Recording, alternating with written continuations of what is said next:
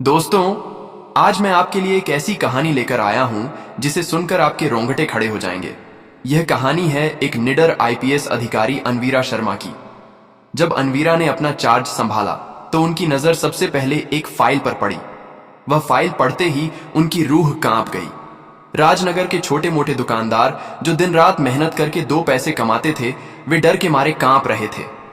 वजह थी sub inspector विवेक जैन की अवैध वसूली, जिसे लोग हफ्ता कहकर पुकारते थे। अनवीरा उस रात देर तक सोचती रही। अब बहुत हो गया, इस गंदगी को जड़ से खत्म करना होगा। इसी सोच के साथ उन्होंने अपना असली चेहरा छुपा लिया। साधारण सलवार सूट पहना, सिर पर दुपट्टा डाला जैसे कोई आम महिला हो। कौन सोच सकता था कि यह साधारण दिखने वाली महिला वही अनवीरा शर्मा है जो शहर की सबसे पावरफुल आईपीएस अधिकारी है। रात के लगभग 9 बजे अनवीरा अपनी बुलेट बाइक पर शहर की गलियों में निकली। हवा में अजीब सा सन्नाटा था, लेकिन कुछ हलचल भी महसूस हो रही थी। हर मोड़ पर डर दिखाई दे रहा था। कोई जोर से बात नहीं कर रहा था, मानो आवाजें भी डर के साए में थम गई हों। चलते चलते उन्होंने एक छोटी सी चाय की दुकान देखी। दुकान छोटी थी, पर जलती हुई डिबरी और उबलती चाय की खुशबू बता रही थी कि कोई अंदर है। अनवीरा ने धीरे से पूछा, बाबा, इतनी रात को दुकान क्यों खोली है? बूढ़ा चाय वाला पहले तो चौंक गया, फिर धीरे धीरे बोला, बेटी, हफ्ता देने का समय हो गया है। अनवीरा ने पूछा, कौन हफ्ता? बूढ़ा इधर उधर देखकर फुसफुसाया, विवेक जैन हर दुकान से 5,000 की वसूली करता है। जो नहीं देता उसकी दुकान तोड़ दी जाती है। यह सुनते ही अनवीरा का खून खौल उठा, लेकिन उन्होंने चेहरे पर शांति बनाए रखी। अंदर लावा फूट रहा था। तभी एक तेज हेडलाइट की रोशनी से पूरी गली चमक उठी। एक पुलिस की जीप अंदर घुसी। गाड़ी से सब इंस्पेक्टर विवेक जैन उतरा। वह लंबा चौड़ा और घमंडी था। उसके पीछे 4 सिपाही थे, हाथ में लाठी और बंदूकें लिए। गली में खामोशी छा गई।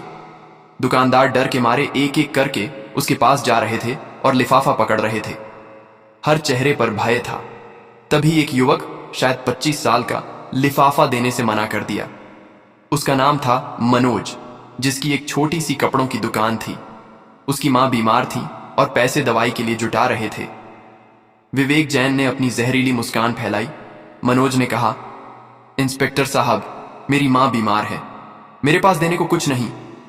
विवेक जैन हंसा और बोला, तेरी मां मरे या तू, मुझे मेरे पैसे चाहिए।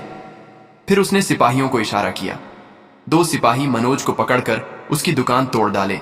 मनोज चीखता रहा, नहीं, मेरी दुकान मत तोड़ो। दुकान तहस नहस हो गई। नोटों का बंडल अर्जुन ने मनोज के सामने फेंका और कहा, अगली बार समझदारी से काम करना। अनवीरा की आंखों में आंसू थे।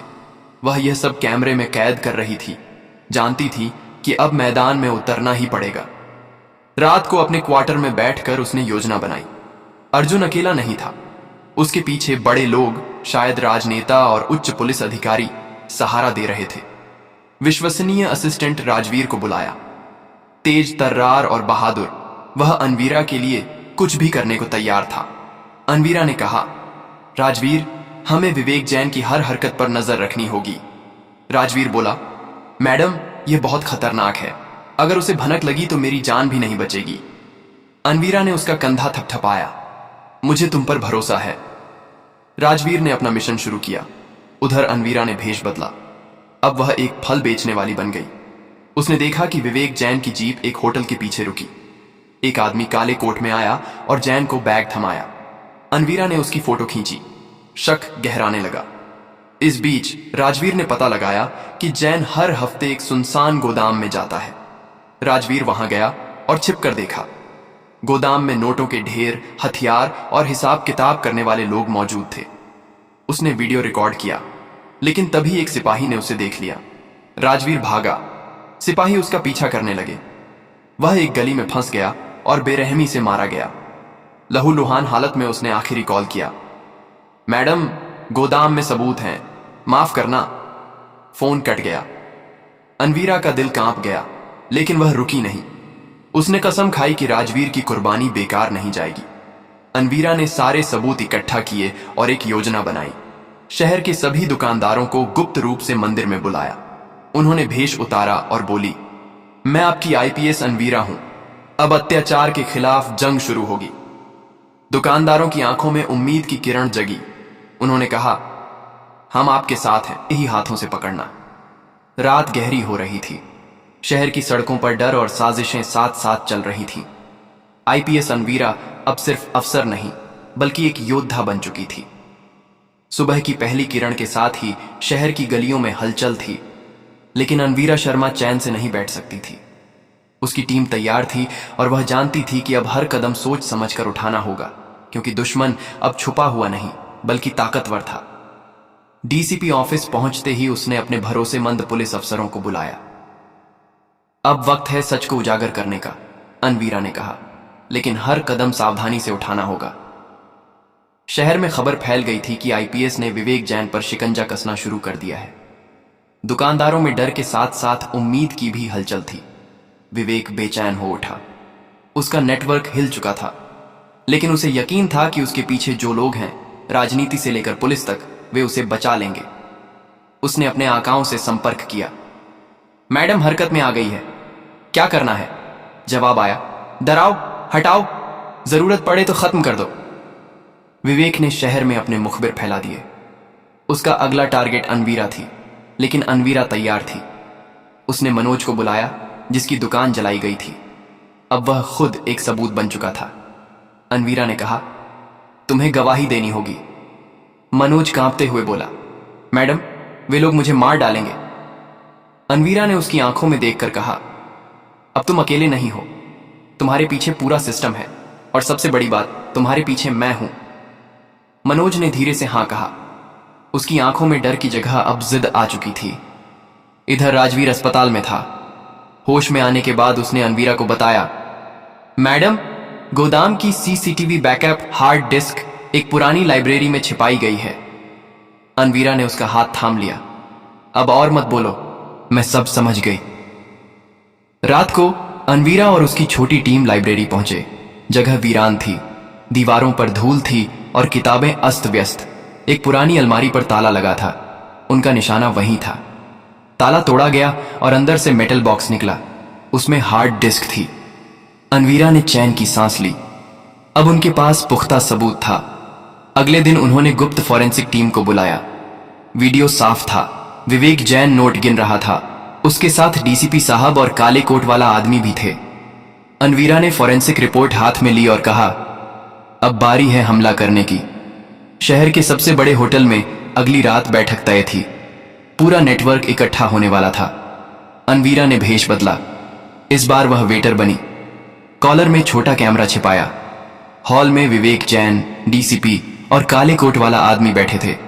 बातें हो रही थीं, भविष्य की योजनाएं, नए ठिकाने और सबसे अहम, अनवीरा को खत्म करने का प्लान। विवेक बोला, वह औरत बहुत चालाक है, अगर उसे अब नहीं रोका तो हम सब गए। काले कोट वाले आदमी ने हंसते हुए कहा, तो खत्म कर दो उसे। अनवीरा की मुट्ठी बंद गई, लेकिन उसने खुद को काबू में रखा। वह सब रिकॉर्ड कर रही थी। हॉल से बाहर निकलते ही उसने सीधे अपने ऑफिस का रुख किया। उस रात उन्होंने पूरे ऑपरेशन की रूपरेखा तैयार की। नाम था ऑपरेशन न्याय। अगली सुबह शहर में हलचल थी। अनवीरा ने हर जगह अपनी टीम तैनात की। वह जानती थी कि अब सब कुछ दांव पर लगा है। शाम होते ही ऑपरेशन शुरू हुआ। 3 जगह, गोदाम, होटल और डीसीपी ऑफिस, एक साथ छापे मारे गए। पूरा शहर सायरन की आवाजों से गूंज उठा। विवेक जैन को गोदाम से पकड़ा गया, डीसीपी साहब को उनके ऑफिस से और काले कोट वाले नेता को होटल से। टीवी चैनलों पर हेडलाइन चली, भेष बदलकर आईपीएस ने गिराया भ्रष्टाचार का सिंडिकेट। शहर में लोग सड़कों पर उतर आए। तालियों की गूंज थी, लेकिन अनवीरा जानती थी कि कहानी अभी खत्म नहीं हुई। उसने डायरी में लिखा, जिन्होंने लूटा वे पकड़े गए, लेकिन जो चुप रहे वे भी गुनहगार हैं। अगला कदम उन पर होगा। विवेक, डीसीपी और नेता सलाखों के पीछे थे, लेकिन असली ताकत अब भी पर्दे के पीछे थी। सुबह की मीटिंग में अनवीरा ने टीम से पूछा, हमने उन्हें पकड़ा, लेकिन वे कौन हैं जो सिस्टम को चलने देते हैं? अफसर, राजनेता, व्यापारी जो सालों से चुप थे, क्यों? तभी मनोज बोला, मैडम, कुछ लोग अब भी हर हफ्ते पैसे देने आ रहे हैं। डर अभी भी जिंदा है। अनवीरा चुप हो गई, फिर बोली, अब हमें उन लोगों को सामने लाना है जो खुद को निष्पाप समझते हैं। चुप्पी भी अपराध है। नई योजना का नाम था ऑपरेशन विश्वास। हेल्पलाइन नंबर जारी किया गया ताकि लोग गुप्त रूप से अपनी बात कह सकें।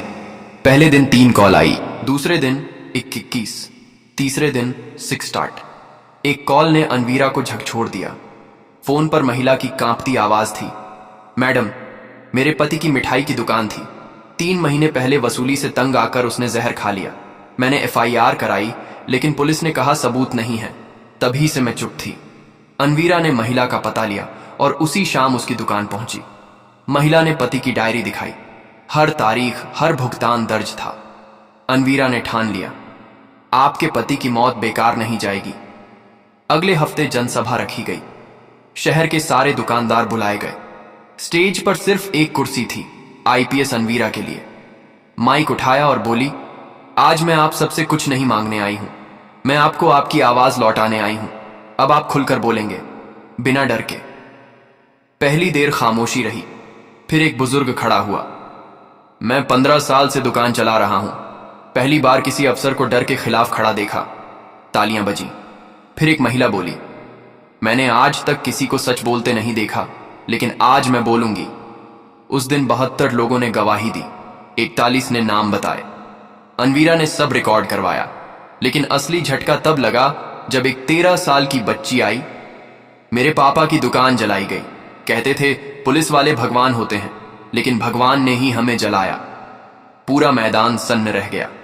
अनवीरा ने आंखें बंद की और खुद से कहा, अब यह जंग सिर्फ भ्रष्टाचार के खिलाफ नहीं, बल्कि टूटे भरोसे के खिलाफ भी है। हर गली और मोहल्ले में जन सुनवाई का निर्णय लिया गया। हर गुनहगार को कड़ी सजा मिलने वाली थी। शहर में अब उम्मीद की किरण जगी थी। दुकानदारों की आवाजें खुलकर सुनाई देने लगीं, लेकिन अनवीरा शर्मा जानती थी कि असली लड़ाई अभी बाकी है। गोदाम, होटल और DCP ऑफिस से पकड़े गए विवेक जैन, DCP और काले कोट वाले नेता सिर्फ ऊपरी परत थे। उनके पीछे छुपे थे वे लोग जो सालों से भ्रष्टाचार, भय और साजिश के पीछे छुपकर सिस्टम चला रहे थे। अब बारी थी उन चेहरों को बेनकाब करने की। अनवीरा ने अपनी टीम के साथ ऑपरेशन विश्वास को और तेज कर दिया। हेल्पलाइन के जरिए लोग गुप्त रूप से साक्ष्य भेजने लगे। पहले कुछ कॉल्स थीं, फिर संख्या बढ़ती गई। हर दिन सैकड़ों लोग डर के बावजूद सामने आने लगे। एक दिन फोन पर एक गुप्त सूचना आई, मैडम, उस बैकग्राउंड नेटवर्क के लोग हर हफ्ते बड़े ठिकानों से वसूली ले रहे हैं। उन्होंने अपने नाम छुपा रखे हैं, लेकिन उनके रिकॉर्ड मौजूद हैं। अनवीरा ने तुरंत योजना बनाई। उसने अपने भरोसेमंद राजवीर को बुलाया। अब वह पूरी तरह होश में था और उसने बताया कि गोदाम का पूरा डेटा सुरक्षित था। हम अब उनके रिकॉर्ड चेक कर सकते हैं और असली मास्टरमाइंड को उजागर कर सकते हैं, राजवीर ने कहा। अनवीरा ने अपने कुछ भरोसेमंद अफसरों के साथ रात के अंधेरे में एक गुप्त ऑपरेशन चलाया। उनके पास 2 रास्ते थे, या तो मास्टरमाइंड छुप जाएगा या खुद बेनकाब होगा। पहला ठिकाना था एक आलीशान बिल्डिंग जिसमें कई भ्रष्ट अधिकारी और व्यापारी मिलकर शहर के ठेके, ठिकाने और वसूली का हिसाब रखते थे। अनवीरा ने अंदर कैमरा और रिकॉर्डिंग उपकरण छिपाकर घुसने का निर्णय लिया। हॉल में बैठे लोग बेखबर थे। अनवीरा ने देखा कई अफसर, व्यापारी और कुछ राजनीतिक चेहरे। वे बड़े बड़े ठिकानों की योजना बना रहे थे। कैमरे ने सब कुछ रिकॉर्ड किया, कितने नोट, कौन किसे पैसे दे रहा था और किसने किसको दबाया।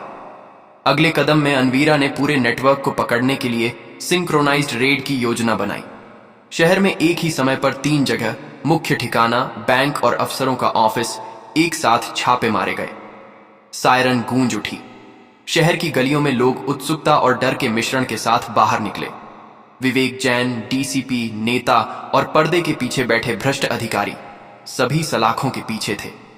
टीवी चैनलों पर हेडलाइन आई, भ्रष्टाचार का बड़ा नेटवर्क बेनकाब, IPS अनवीरा शर्मा ने शहर को दिया न्याय। दुकानदारों और नागरिकों ने सड़कों पर उतरकर तालियां बजाईं। शहर में उम्मीद और विश्वास की भावना लौट आई। लेकिन अनवीरा जानती थी यह सिर्फ शुरुआत थी।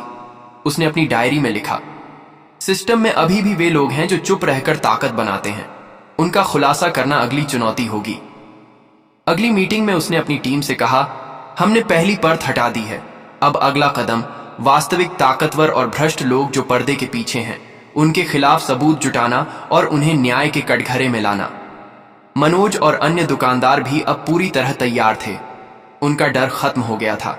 उन्होंने कहा, मैडम, अब हम आपके साथ हैं, चाहे जो भी हो, हम सच का सामना करेंगे। अनवीरा ने हल्की मुस्कान दी। अब तक की लड़ाई ने उन्हें यह सिखाया था कि भय और भ्रष्टाचार केवल तब तक टिकते हैं जब तक लोग चुप रहते हैं। वह दिन आया जब शहर में पहला जन सुनवाई दिवस आयोजित हुआ। हर गली और मोहल्ले से लोग आए। स्टेज पर सिर्फ एक कुर्सी थी, आईपीएस अनवीरा शर्मा के लिए। माइक उठाते ही उन्होंने कहा, आज आप सिर्फ अपनी दुकानों के लिए नहीं, बल्कि अपने भरोसे, अपने हक और अपने भविष्य के लिए खड़े होंगे। चुप्पी भी अपराध है, अब खुलकर बोलिए। पहली बार ऐसा हुआ। लोग बिना डर के सामने आए। 50 बुजुर्ग, 30 महिलाएं और 20 युवक ने खुलकर अपने अनुभव बताए। एक बच्ची 13 साल की आई और बोली, मेरे पापा की दुकान जलाई गई थी, हमें डर था, लेकिन अब हमें उम्मीद है। पूरा मैदान खामोश था। अनवीरा ने महसूस किया कि यह सिर्फ भ्रष्टाचार के खिलाफ लड़ाई नहीं, बल्कि टूटे भरोसे को जोड़ने की भी लड़ाई है। अगले महीने ऑपरेशन विश्वास ने शहर की हर गलियों, मोहल्लों और बाजारों में लगातार अभियान चलाया। हर गुनहगार को न्याय मिला। अंततः शहर में विश्वास, ईमानदारी और साहस की जीत हुई। अनवीरा ने अपनी टीम से कहा, हमने इतिहास लिखा है, लेकिन यह कहानी कभी खत्म नहीं होती। हर नागरिक को जागरूक रहना होगा। चुप्पी नहीं, आवाज जरूरी है। शहर के लोग अब न केवल अपने अधिकारों के प्रति जागरूक थे, बल्कि उन्होंने सीखा कि सच्चाई और न्याय के लिए लड़ना ही असली ताकत है। आईपीएस अनवीरा शर्मा ने न केवल अपराधियों को सलाखों के पीछे भेजा, बल्कि पूरे शहर को यह संदेश दिया, भय और भ्रष्टाचार केवल तब तक टिकते हैं जब लोग चुप रहते हैं। आवाज उठाने से हर डर खत्म हो सकता है। और इस तरह शहर में न्याय और भरोसे का नया अध्याय शुरू हुआ। तो दोस्तों, आपको कहानी पर प्रतिक्रिया देने के लिए धन्यवाद। हमें खुशी है कि आपको यह पसंद आई। अगर आप ऐसी ही और दिलचस्प कहानियां देखना चाहते हैं तो कृपया हमारे चैनल अनकाही कहानी को सब्सक्राइब करें और इस वीडियो को लाइक करें। यह हमें और बेहतर काम करने के लिए प्रेरित करेगा। धन्यवाद।